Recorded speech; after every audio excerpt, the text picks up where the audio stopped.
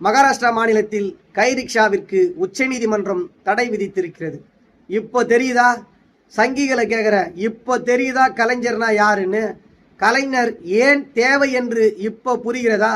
52 ஆண்டுகளுக்கு முன்பாக தமிழ்நாட்டில் 1973 ஜூன் 3ஆம் தேதி திமுகவின் ஆட்சியில் அப்போதைய தமிழ்நாட்டினுடைய முதலமைச்சர், தமிழ் இனத்தின் தலைவர், ஒப்பாரும் மிக்காரும் இல்லாத ஒரே தலைவர் டாக்டர் கலைஞர் அவர்கள்தான் மனிதனை மனிதனே இழுக்கும் அவல நிலையை போக்கும் வகையில் கைரிக்ஷாவை ஒழித்து சைக்கிள் ரிக்ஷா வழங்கிய ஒரே தலைவர் டாக்டர் கலைஞர் அவர்கள் என்பதை யாரும் மறந்துடக்கூடாது. இந்தியாவிற்கே முன்மாதிரியான மாநிலம் தமிழ்நாடு. இந்தியாவிற்கே வழிகாட்டக்கூடிய ஆட்சி திராவிட மாடல் ஆட்சி.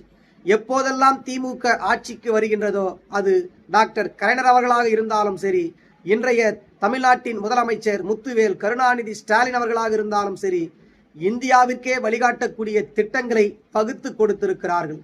திமுகவின் ஆட்சி காலத்தில் தொடங்கப்படுகின்ற திட்டம்தான் இன்றைக்கு எதிர்க்கட்சிகளும் தொடங்கக்கூடிய வகையில் அமைந்திருக்கிறது. கலைஞர் என்றைக்கும் நம்மில் வாழ்ந்து கொண்டுதான் இருப்பார்.